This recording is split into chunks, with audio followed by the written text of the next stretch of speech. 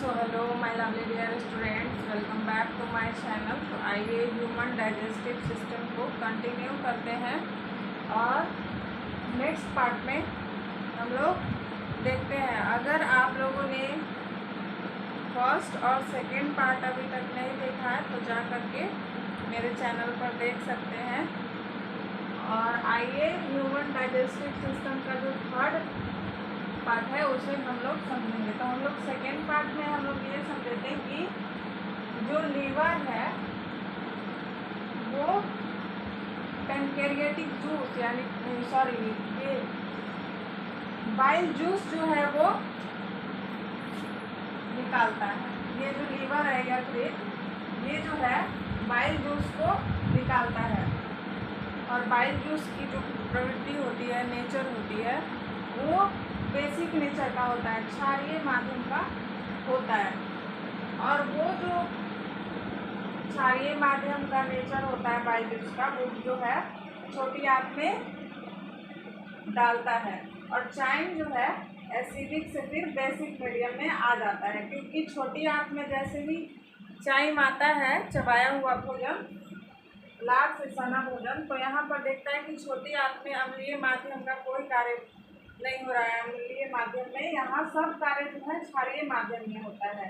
तो जैसे ही चाइम आता है तो जो है पित्ताशय वो सिकुड़ जाता है और सिकुड़ कर अपना जो है नलिका डक्ट के द्वारा छोटी आंत में जो है अपना जूस को छोड़ देता है, या फिर जो है वो अपना बाइल जूस पीत रस को छोड़ता है। तो पीत रस के छोड़ने के बाद एक और हमारा सहायक अंग है पैनक्रियास। पैनक्रियास जो है यहाँ पर देखिए, जिसे हम लोग अग्नाशय कहते हैं। तो आइए अब हम लोग अग्नाशय पैनक्रियास के बारे में जानेंगे। अग्नाशय जो है, जिसे इंग्लिश में पैनक्रियास कहते हैं, अमाशय के ठीक पीछे एक गुलाबी रंग की ग्रंथि है अग्नाशय। अमाशय यहाँ पर देख लीजिए, हम लोग का स्टमक है, स्टमक, ये हमारा स्टमक है अमाशय जो है। अमाशय के ठीक पीछे एक गुलाबी रंग का ग्रंथि है अग्नाशय, जो यकृत के पित्त रस द्वारा छोटी आंत में पित्त रस जाता है। पित्ताशय यहाँ पर होना चाहिए, पित्ताशय द्वारा जैसे ही यकृत के पित्ताशय द्वारा छोटी आंत में यानी कि स्मॉल इंटेस्टाइन में जैसे ही पित्त रस बाइल जूस जाता है, क्षारीय माध्यम हो जाता है, क्योंकि अग्नाशय के रस के पास जो एंजाइम होते हैं वो केवल क्षारीय माध्यम में ही खुद को सक्रिय कर पाते हैं, एक्टिव कर पाते हैं। तो यहाँ कहने का मतलब ये है कि भोजन तो एसिडिक मीडियम था, लेकिन जब छोटी आंत में आया तो वहाँ पता चला कि एसिडिक मीडियम में कोई काम यहाँ पर नहीं होता है, बेसिक मीडियम में होता है। तो जैसे ही पता चला कि चाइम आया है तो बाइल जूस तुरंत यकृत निकाल करके, जो गॉल ब्लैडर होता है, पित्ताशय होता है, वो सिकुड़ता है और यकृत तुरंत जो है बाइल जूस निकाल करके उसमें चाइम में डाल देता है। और जैसे ही चाइम में डालता है तो फिर अग्नाशय भी अपना काम शुरू कर देता है। अग्नाशय भी अपने कुछ एंजाइम छोड़ता है। तो एंजाइम जितने होते हैं अग्नाशय के पास, वो सारे के सारे क्षारीय माध्यम यानी बेसिक मीडियम में ही कार्य करते हैं। तो अब अग्नाशय अपना अग्नाशय रस छोटी आंत में छोड़ देता है। इस रस को पूर्ण पाचक रस कहा जाता है। यहाँ पर जब एंजाइम छोड़ता है, पूर्ण पाचक रस कहते हैं इसे, क्योंकि यहाँ छोटी आंत में जो है कंप्लीट डाइजेशन होता है। यहाँ पर पूर्ण रूप से घटक जो होते हैं, भोजन के कंपोनेंट्स होते हैं, उनका पूर्ण पाचन होता है। जैसे प्रोटीन है तो वो पूर्ण रूप से टूट करके एमिनो अम्ल में बदल जाता है। कार्बोहाइड्रेट है तो वो पूर्ण रूप से टूट करके ग्लूकोज में बदल जाता है।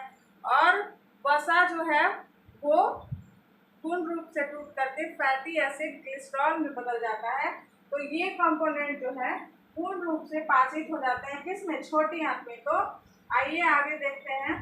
अग्नाशय अपना अग्नाशय रस छोटी आंत में छोड़ता है इस रस को पूर्ण पाचक रस कहा जाता है क्योंकि इसके पास 3 मुख्य पोषक तत्व प्रोटीन, कार्बोहाइड्रेट, वसा को पचाने के एंजाइम्स होते हैं। अग्नाशय जो है प्रोटीन, कार्बोहाइड्रेट और वसा को पचाने का महत्वपूर्ण एंजाइम जो है वो छोटी आंत में छोड़ता है। यहाँ देखिए ये आपका छोटी आंत है, यहाँ से बाइल जूस इसको मिल गया था, अब यकृत का काम यहाँ तक हो गया, फिर ये अपना काम करता है अब पैनक्रियास, यहाँ से ये भी अपना जूस छोड़ता है। ये तो 6 प्रकार का जूस एंजाइम छोड़ता है।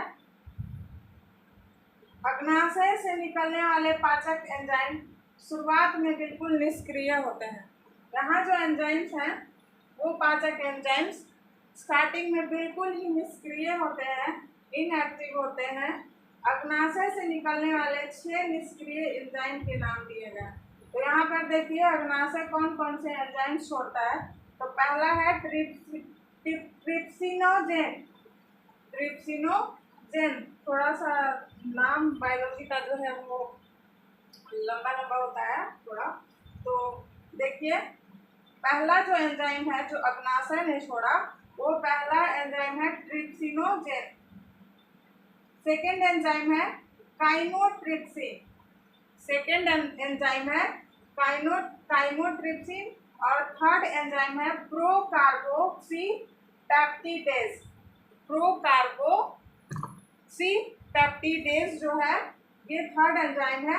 ये तीनों एंजाइम ट्रिप्सिनोजेन, काइमोट्रिप्सिन और प्रोकार्बोक्सीपेप्टिडेज, ये जो 3 एंजाइम है फर्स्ट वाले, ये प्रोटीन के पाचन में मदद करते हैं। और अमाइलेज जो है स्टार्च के पाचन में मदद करता है और लाइपेज जो है फैट के पाचन में। और यहाँ पर देखिए न्यूक्लियस।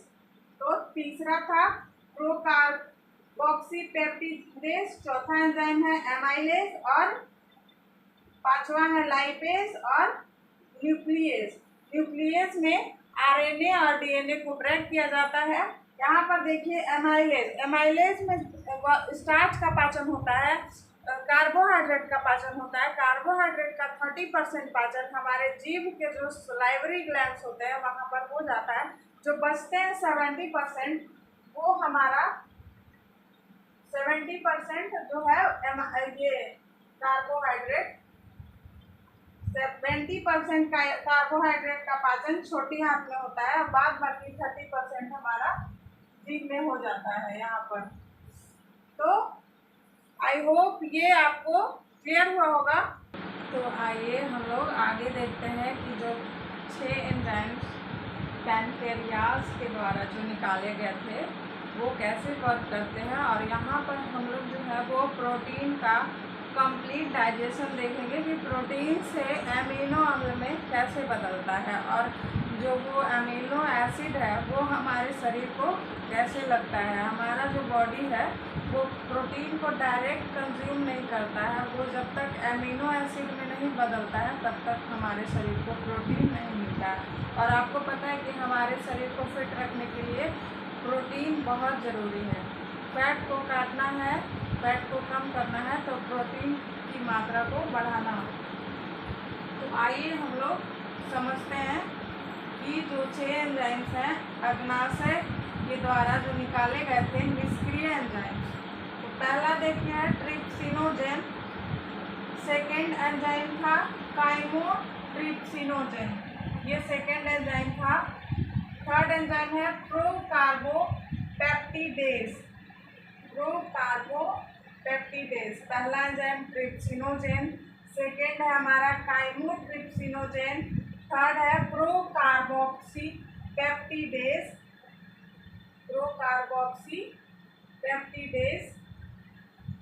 तो ये 3 एंजाइम जो है प्रोटीन के पाचन में महत्वपूर्ण भूमिका निभाता है। ये तीनों एंजाइम कौन कौन से? ट्रिप्सिनोजेन, काइमोट्रिप्सिनोजेन और प्रोकार्बोक्सीपेप्टिडेज, ये 3 एंजाइम मुख्य रूप से प्रोटीन की जो पाचन होता है, एमिनो एसिड तक पहुंचता है, उसमें महत्वपूर्ण भूमिका निभाते हैं। आइए अब देखते हैं एंट्रोकाइनेज। एंट्रोकाइनेज नाम का एंजाइम निकलता है। कहाँ से? छोटी आंत से। यहाँ से निकलता है एंट्रोकाइनेज।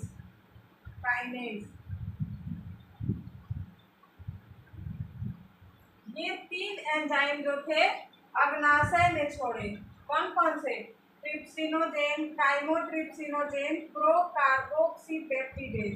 3 एंजाइम जब ये छोड़े तो ये तीनों क्या थे? इनएक्टिव थे। इनएक्टिव मतलब निष्क्रिय थे। ये वर्क नहीं कर रहे थे, लेकिन इनको वर्क करने के लिए क्या होता है? कोई जैसे होता है कि कोई इंसान होता है कि जब तक उसे कुछ बोला ना जाए किसी के द्वारा तो वो काम कुछ नहीं करता, वो अपना निष्क्रिय अवस्था में बैठा रहता है। जब हम उसे बोलते हैं कि हाँ भाई ये काम करो, तब करता है। तो उसी तरह से ये तीनों एंजाइम्स हैं, ये तीनों एंजाइम्स भी हैं। अग्नाशय तो छोड़ दिया है, लेकिन चुपचाप से बैठे हुए हैं, कुछ वर्क नहीं कर रहे हैं। तो छोटी आंत जो है अपने तरफ से एंट्रोकाइनेज नाम का एंजाइम निकालता है। जैसे ही एंट्रोकाइनेज नाम का एंजाइम निकालता है, तीनों पर हमला करता है, तो ये तीनों जो है वो अपना काम करना शुरू कर देते हैं। एंट्रोकाइनेज नाम का ये एंजाइम निकलता है, ट्रिप्सिनोजेन पर हमला करता है और इसे ट्रिप्सिन में बदल देता है। इसे क्या में बदल देता है? ट्रिप्सिनोजेन को ट्रिप्सिन में बदल देता है। अब जो ये बड़ा भाई है ये ट्रिप्सिनोजेन, ये क्या करता है? एंट्रोकाइनेज के द्वारा ट्रिप्सिन में बदलता है। तो वो अपने छोटे भाई को भी सोचता है कि इसको भी हम आगे बढ़ाएं, ये भी बैठा हुआ है, इसको भी करें। तो ये ट्रिप्सिन बन जाता है। तो ट्रिप्सिन बनने के बाद ट्रिप्सिन जो है काइमोट्रिप्सिनोजेन को, ये सेकेंड वाला को, काइमोट्रिप्सिनोजेन को ट्रिप्सिन एंजाइम जो है काइमोट्रिप्सिन में चेंज हो जाता है। आइए नेक्स्ट जो है थर्ड एंजाइम प्रोकार्बोक्सीपेप्टिडेज। तो वो जो है ट्रिप्सिन जो एंट्रोकाइनेज के द्वारा चेंज हुआ था, उसी को काइमोट्रिप्सिन में चेंज कर देता है। यहाँ पर देखिए काइमोट्रिप्सिन,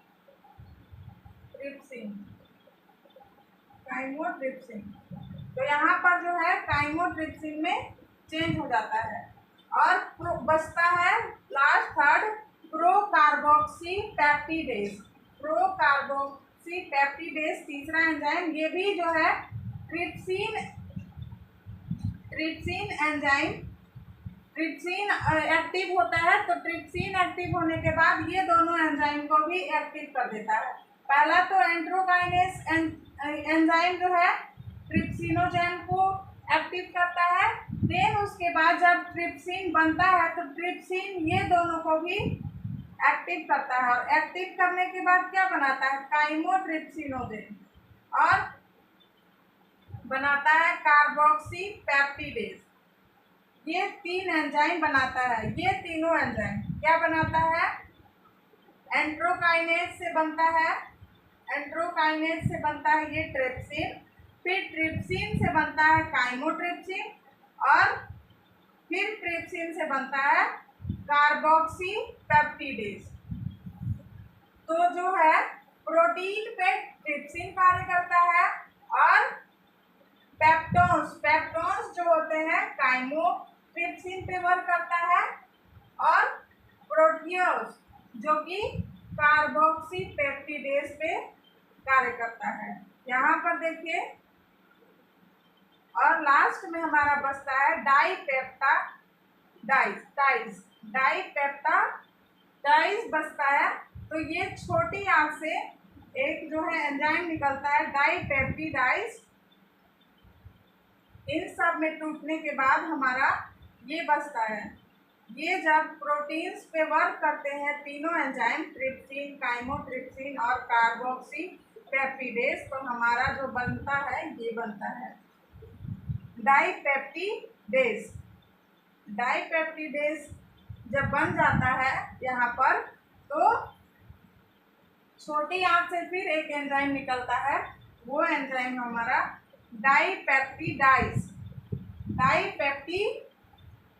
डाइस जो है वो छोटी आंत से निकलता है और प्रोटीन का पूर्ण पाचन करता है। प्रोटीन का पूर्ण पाचन, प्रोटीन का पूर्ण पाचन, पूर्ण पाचन करता है। प्रोटीन का जो है वो पूर्ण पाचन करता है। तो यहाँ पर देखिए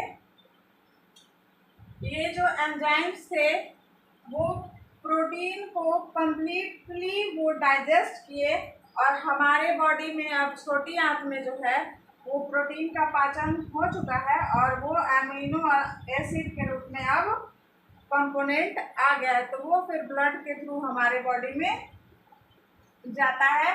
तो यहाँ पर देखिए ध्यान देने वाली बात है, बहुत सारे एंजाइम्स हैं जिसके नाम है, बहुत ही लगता है कि कैसे होगा, तो उतना टफ नहीं है। एक बार सीक्वेंस में करने से हम लोग को याद हो जाएगा। मैं एक बार फिर से इसे रिपीट कर लेती हूँ। अग्नाशय 3 निष्क्रिय एंजाइम छोड़ता है। फर्स्ट है आपका ट्रिप्सिनोजेन, सेकेंड है काइमोट्रिप्सिनोजेन, थर्ड है प्रोकार्बोक्सीपेप्टिडेज। ये 3 एंजाइम जो है निष्क्रिय होते हैं। तो छोटी आंत सोचता है कि इसे एक्टिव करना है, तो वो छोटी आंत जो है एंट्रोकाइनेज नाम का एक एंजाइम छोड़ता है। तो जब एंजाइम छोड़ता है तो ट्रिप्सिनोजेन जो है ट्रिप्सिन में कन्वर्ट होता है। जब ट्रिप्सिन में कन्वर्ट होता है तो ये जो बाकी 2 बचे एंजाइम है काइमोट्रिप्सिनोजेन और प्रोकार्बोक्सीपेप्टिडेज, ये भी एक्टिव हो जाते हैं और एक्टिव होने के बाद बनते हैं क्या, काइमोट्रिप्सिन और कार्बोक्सीपेप्टिडेज। एक्टिव होने के बाद ये बनते हैं और उसके बाद ये तीनों एंजाइम्स जो कि प्रोटीन, पेप्टोन्स और प्रोटियोज में वर्क करते हैं और तीनों के टूटने के बाद, ब्रेक होने के बाद हमें मिलता है डाइपेप्टिडेज। और फिर छोटी आंत से एक और एंजाइम्स निकलता है जिसे हम बोलते हैं डाइपेप्टिडाइज। और डाइपेप्टिडाइज जो है पूर्ण रूप से ब्रेक कर देता है प्रोटीन को और एमिनो अम्ल में कन्वर्ट कर देता है। तो ये था प्रोटीन का कंप्लीट डाइजेशन। हम लोग नेक्स्ट वीडियो में कार्बोहाइड्रेट और वसा फैट का कंप्लीट डाइजेशन पढ़ेंगे। देन फिर हम लोग स्मॉल इंटेस्टाइन, लार्ज इंटेस्टाइन और फिर हमारा जो है अपेंडिक्स, ये सब हो गए। सारे टर्म्स को जानने के बाद ये जो है हमारा ओवरऑल मानव पाचन तंत्र जो है हमारा कंप्लीट हो जाएगा। Thanks for watching this video. अभी तक आप मेरे चैनल को सब्सक्राइब नहीं किए हैं तो एक लाइक, एक सब्सक्राइब जरूर करें। Thanks for watching.